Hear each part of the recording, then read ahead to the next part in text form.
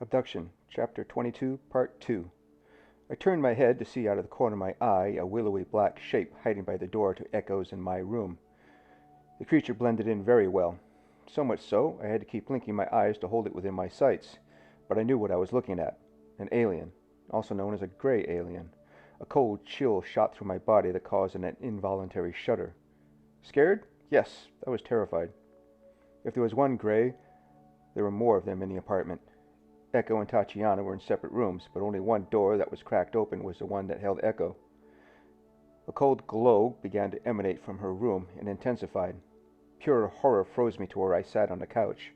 I knew I had to act, but no matter how much my brain screamed at my body to move, it would not obey. "Richard, don't let them take me," cried Echo. "I don't want to go."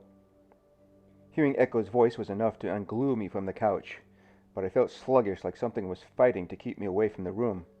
The fear in Echo's voice was the only thing that kept my feet moving. Keeping it simple, I focused on putting one foot at a time down onto the floor. The great alien by the door saw me coming toward him. It stood up to its full height before ducking into Echo's room like a frightened rabbit. Whatever mental hold the alien placed on me was released. I bolted into Echo's room. I threw the door open, and Echo was hovering about a meter above the bed. The room was lit up with a bluish-white light. The brilliance caused me to raise my arm to shield my eyes.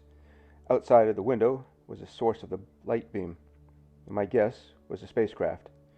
3 gray aliens stood by the open window. The silhouettes were amplified by the intense beam of light. I couldn't let them take the love of my life. Echo's levitating body began to move toward the open window. I had to do something before the aliens' mind-numbing abilities took hold of me again. The aliens must have been thinking the same thing. The tallest raised a hand, and Echo's body began to move faster. The other 2 gray aliens moved toward me. I don't know what they planned on doing with me, but I called upon my rage that was brought on by desperation. The aliens must have thought I was under their spell because they moved toward me at a turtle's pace. The hesitancy allowed me the time to dive onto Echo's form, and she dropped onto the bed with my arms wrapped around her body. If they were going to take Echo, they would have to take me too, but not without a fight. I must have surprised the aliens because they froze, stunned by my actions. I saw them flee in confusion. The departure was orderly. They gathered at the window and faded from view. The bluish-white light extinguished the moment they disappeared. Echo and I were alone. I rolled off of Echo to check on her. With alacrity, she was up and wrapping her arms around me. She sobbed onto my shoulder a few times before kissing me with joy. "Oh, Richard, I was so scared," cried Echo. "I heard a noise at the window, and a light started to come into the room. It gave off a strange feeling like electricity crawling along my skin. I never felt something like that before. I tried to move, run to you in the other room, but I couldn't. I was frozen." I returned the embrace to comfort Echo. My heart was still racing, as if I were at a rave party. I almost lost Echo. Would not have forgiven myself if Echo had been abducted by aliens. It was up to me to see that she was protected from harm. It was terrifying coming that close to losing her, but I can only imagine what it was like for her. "It's all right, Echo," I said, holding her and feeling her heartbeat mix with the beat of my own. "You're safe. I came when you heard you scream. Did they say anything to you? Did they talk?" Echo loosened her grip on me to be able to look up at me. Her eyes lost focus for a moment as she recalled the awful moment the aliens invaded her sanctuary of her bedroom. "I heard a voice," said Echo. Eyes focused on me, but held the thought of remembrance in her gaze. "They didn't speak with their mouths. They didn't have mouths. I couldn't tell if they had mouths. But I heard a voice in my head." "Do you recall what they said?" "They told me to stop fighting," recalled Echo. Couldn't help but chuckle. That's my Echo, always willing to fight for what's right.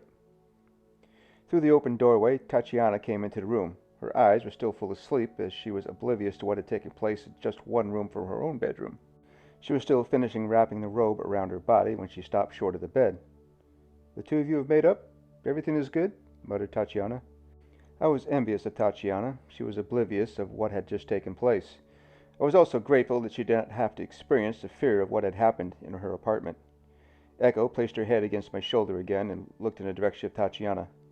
"Yes, everything is good." Tatiana nodded. "Spokojnej noche." "Good night," Echo and I said in unison. Tatiana closed the door behind her as she left the room. Echo and I would not tell our host what had happened. For now, Tatiana could go back to a night of blissful sleep, unaware of the dangerous situation that had taken place. "We should see Ivanovna in the morning and tell her what has happened to us," muttered Echo. I was not sure this was a great idea, but for now I would let it be.